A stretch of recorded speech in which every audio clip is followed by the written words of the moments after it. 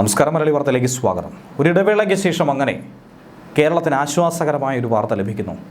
കടുത്ത ചൂടിലൂടെ തന്നെയാണ് കേരളം മുന്നോട്ട് പോകുന്നത്. ശുദ്ധജലക്ഷാമവും വരൾച്ചയും തുടങ്ങി. ഗ്രാമങ്ങളും നഗരങ്ങളും വെന്തുരുകുന്നു. ശൈത്യകാലത്തിൻ്റെ ദൈർഘ്യം കുറഞ്ഞ് ചൂടുകാലം കൂടുന്നു. ഇങ്ങനെയാണ് കണക്കുകൾ പുറത്തു വരുന്നത്. ഈ ഘട്ടത്തിലാണ് ഒരിടവേളയ്ക്ക് ശേഷം വീണ്ടും മഴയെത്തുന്നുവെന്ന് കേന്ദ്ര കാലാവസ്ഥ വകുപ്പ് അറിയിക്കുന്നത്. മധ്യതെക്കൻ ജില്ലകളിൽ മഴ പെയ്യുമെന്നാണ് പ്രവചനം. നാളെ മുതൽ വിവിധ ജില്ലകളിലായി ഗ്രീൻ അലർട്ടുകളും പറഞ്ഞിരിക്കുന്നു. തെക്കൻ ജില്ലകളിലാണ് കൂടുതൽ മഴ സാധ്യതയുള്ളത്. തിരുവനന്തപുരം, കൊല്ലം, പത്തനംതിട്ട, ഇടുക്കി ജില്ലകൾ. ഇവിടങ്ങളിൽ മുന്നറിയിപ്പുമുണ്ട്. ഫെബ്രുവരി 19 മുതൽ 21 വരെ തിരുവനന്തപുരം, കൊല്ലം, പത്തനംതിട്ട ജില്ലകളിലും 20, 21 തീയതികളിൽ ഇടുക്കി ജില്ലയിലും നേരിയതോ ഇടത്തരം മഴയ്ക്കോ സാധ്യതയുണ്ടെന്നാണ് കേന്ദ്ര കാലാവസ്ഥ വകുപ്പ് പറയുന്നത്. പക്ഷേ ഒരു ജില്ലയിലും മഴ മുന്നറിയിപ്പ് പ്രഖ്യാപിച്ചിട്ടില്ല. ഭൂമധ്യരേഖാ പ്രദേശത്തുള്ള ഇന്ത്യൻ മഹാസമുദ്രത്തിനും അതിനോട് ചേർന്നുള്ള തെക്കൻ ബംഗാൾ ഉൾക്കടലിൻ്റെ ഭാഗത്തിനും മധ്യഭാഗത്തിനും മുകളിലായി നിലനിന്നിരുന്ന ന്യൂനമർദ്ദം ഇപ്പോൾ പടിഞ്ഞാറ് വടക്ക് പടിഞ്ഞാറ് ദിശയിൽ നീങ്ങി തെക്ക് പടിഞ്ഞാറൻ ബംഗാൾ ഉൾക്കടലിനും ഭൂമധ്യരേഖ ഇന്ത്യൻ മഹാസമുദ്രത്തിന് മുകളിലായി സ്ഥിതി ചെയ്യുന്നു. ഇത് പടിഞ്ഞാറ് വടക്ക് പടിഞ്ഞാറ് ദിശയിലേക്ക് നീങ്ങാനും ഫെബ്രുവരി 18 തെക്ക് പടിഞ്ഞാറൻ ബംഗാൾ ഉൾക്കടലിലും അനുബന്ധ മേഖലയ്ക്ക് മുകളിൽ കൂടുതൽ ശക്തമാകാനും സാധ്യതയുണ്ട്. അതേസമയം സംസ്ഥാനത്ത് പലയിടത്തും കനത്ത ചൂട് അനുഭവപ്പെടുന്നെങ്കിലും ഒറ്റപ്പെട്ട ഇടങ്ങളിൽ കഴിഞ്ഞ ദിവസം മഴ പെയ്തു. തെക്കൻ ശ്രീലങ്കൻ തീരത്ത് വളരെ അകലെയായി നിലനിന്നിരുന്ന വെതർ സിസ്റ്റമാണ് ഇതിന് കാരണമെന്നാണ് അധികൃതർ പറയുന്നത്. ഇതുകൂടാതെ മഴ സാധ്യത ഇനി മുന്നോട്ട് കരുതാനായി കഴിയും എന്നുകൂടിയാണ് കേരള ദുരന്തനിവാരണ അതോറിറ്റി പറയുന്നത്. ന്യൂനമർദ്ദം പടിഞ്ഞാറൻ ഭാഗത്തേക്ക് നീങ്ങാൻ സാധ്യതയുണ്ടെന്നും ശക്തമാകാൻ സാധ്യതയുണ്ടെന്നുമാണ് നിലവിൽ പറയുന്നത്. കടൽക്ഷോഭം രൂക്ഷമാകാൻ സാധ്യതയുള്ളതുകൊണ്ട് അപകട മേഖലകളിൽ നിന്നും അധികൃതരുടെ നിർദ്ദേശാനുസരണം മാറി താമസിക്കണം. ചെറിയ വള്ളങ്ങളും ബോട്ടുകളും കടലിലേക്ക് ഇറക്കുന്നത് ഈ സമയത്ത് ഒഴിവാക്കുകയും വേണം. കടലാക്രമണത്തിന് സാധ്യതയുള്ളതുകൊണ്ട് തന്നെ മത്സ്യത്തൊഴിലാളികളും തീരദേശവാസികളും ജാഗ്രത പാലിക്കാനുള്ള മുന്നറിയിപ്പ് നൽകിയിട്ടുണ്ട്. അധികൃതരുടെ നിർദ്ദേശാനുസരണം കടൽക്ഷോഭം രൂക്ഷമാകാൻ സാധ്യതയുള്ള മേഖലകളിൽ നിന്നും ജനങ്ങൾ മാറി താമസിക്കണം. ചെറിയ വള്ളങ്ങളും ബോട്ടുകളും കടലിലേക്ക് ഇറക്കുന്നത് ഈ സമയത്ത് ഒഴിവാക്കണം. കള്ളക്കടൽ പ്രതിഭാസത്തിനും ഉയർന്ന തിരമാലയ്ക്കും സാധ്യതയുള്ള ഘട്ടത്തിൽ കടലിലേക്ക് മത്സ്യബന്ധന യാനങ്ങൾ ഇറക്കുന്നത് പോലെ തന്നെ അപകടകരമാണ് അവ കരയ്ക്ക് അടുപ്പിക്കുന്നത്. അതുകൊണ്ട് തന്നെ തിരമാല ശക്തിപ്പെടുന്ന ഘട്ടത്തിൽ കടലിലേക്ക് ഇറക്കുന്നതും കരയ്ക്ക് അടുപ്പിക്കുന്നതും ഒഴിവാക്കണം. ദേശീയ സമുദ്രസ്ഥിതി പഠന ഗവേഷണ കേന്ദ്രം മുന്നറിയിപ്പ് പിൻവലിക്കുന്നതുവരെ ബീച്ചുകൾ കേന്ദ്രീകരിച്ചുള്ള വിനോദസഞ്ചാരം ഉൾപ്പെടെയുള്ള എല്ലാ പ്രവർത്തനങ്ങളിലും ശ്രദ്ധ പുലർത്തണം.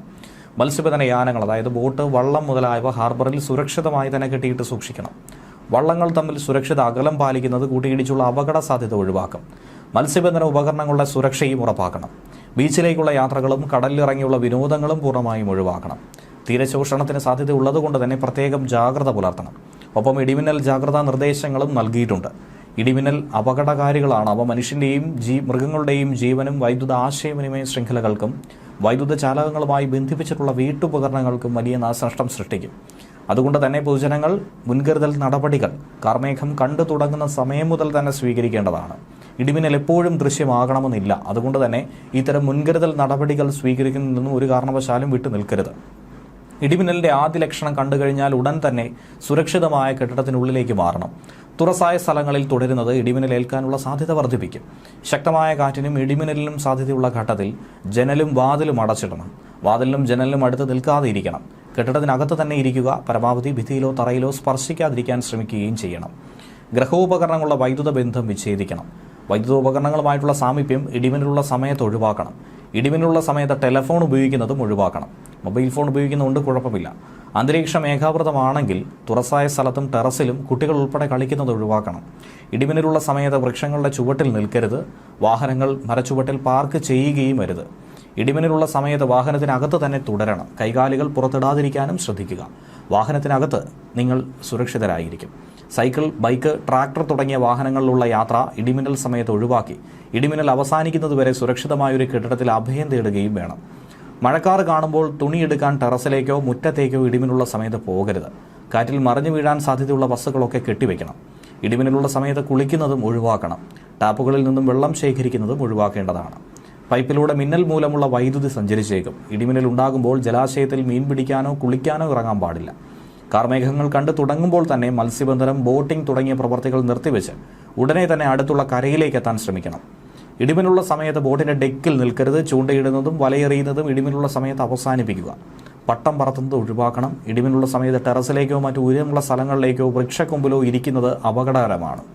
വളർത്തുമൃഗങ്ങളെ തുറസായ സ്ഥലത്ത് ഈ സമയത്ത് കെട്ടുകയും അരുത്. അവയെ അഴിക്കാനും സുരക്ഷിതമായി മാറ്റിക്കെട്ടാനും മഴമേഘം കാണുന്ന സമയത്ത് ഒരു കാരണവശാലും പോകരുത്. ഇതൊക്കെ തന്നെ നിങ്ങൾക്ക് ഇടിമിന്നലേൽക്കാൻ കാരണമായേക്കും. അടുത്തുള്ള കെട്ടിടത്തിലേക്ക് മാറാൻ സാധിക്കാത്ത വിധത്തിൽ തുറസായ സ്ഥലത്താണെങ്കിൽ പാദങ്ങൾ ചേർത്ത് വെച്ച് തല കാൽമുട്ടുകൾക്കിടയിൽ ഒതുക്കി വെച്ച് പന്ത് പോലെ ഉരുണ്ടിരിക്കണം. ഇടിമിന്നലിൽ നിന്നും സുരക്ഷിതമാക്കാൻ കെട്ടിടങ്ങൾക്ക് മുകളിൽ മിന്നൽ രക്ഷാചാലകം സ്ഥാപിക്കാം.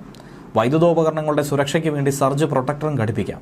മിന്നലിന്റെ ആഘാതത്താൽ പൊള്ളലേൽക്കുകയോ കാഴ്ചയോ കേൾവിയോ നഷ്ടമാകുകയോ ഹൃദയാഘാതം സംഭവിക്കുകയോ വരെ ചെയ്യാം.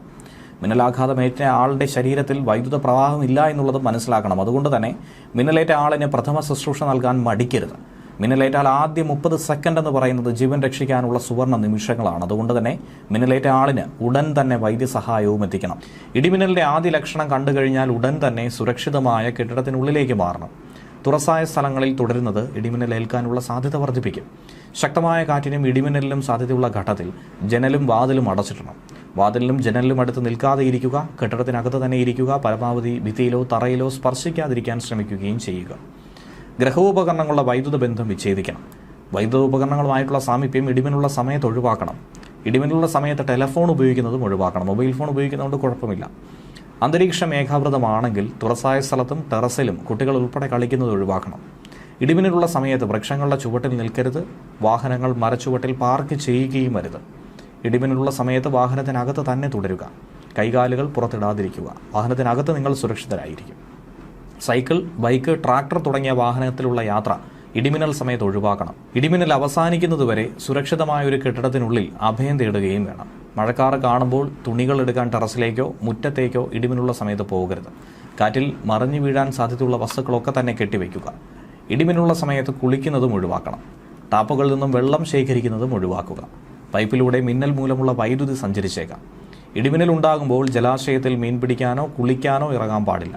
കാർമേഘങ്ങൾ കണ്ടു തുടങ്ങുമ്പോൾ തന്നെ മത്സ്യബന്ധനം, ബോട്ടിംഗ് തുടങ്ങിയ പ്രവൃത്തികൾ നിർത്തിവെച്ച് ഉടനെ തന്നെ അടുത്തുള്ള കരയിലേക്ക് എത്താൻ ശ്രമിക്കണം. അതിനിടയിൽ തന്നെ വേനൽ മഴയിൽ ചെറിയൊരു ആശ്വാസം ലഭിക്കുന്നതിനിടയിൽ തന്നെ സംസ്ഥാനത്ത് പകൽ ചൂട് ഉയർന്നു തന്നെ നിൽക്കും. ഉയർന്ന താപനില മുന്നറിയിപ്പ് കാരണം കേരളത്തിലെ 12 ജില്ലകളിലാണ് യെല്ലോ അലർട്ട് പ്രഖ്യാപിച്ചിരിക്കുന്നത്. ഇടുക്കി, വയനാട് ജില്ലകൾ ഒഴികെ മറ്റെല്ലാ ജില്ലകളിലും യെല്ലോ അലർട്ട് പ്രഖ്യാപിച്ചിട്ടുണ്ട്. ഉയർന്ന താപനില പാലക്കാട് ജില്ലയിൽ 37 ഡിഗ്രി സെൽഷ്യസ് വരെയും അലർട്ട് പ്രഖ്യാപിച്ചിരിക്കുന്ന മറ്റു ജില്ലകളിൽ 36 ഡിഗ്രി സെൽഷ്യസ് വരെയും ഉയരാൻ സാധ്യതയുണ്ടെന്നാണ് കേന്ദ്ര കാലാവസ്ഥ വകുപ്പ് അറിയിച്ചിരിക്കുന്നത്. ഇതോടൊപ്പം വെയിലിനൊപ്പം എത്തുന്ന തരംഗ ദൈർഘ്യം കുറഞ്ഞ വികിരണമാണ് UV. ഇതും അപകടകാരികളാണ്.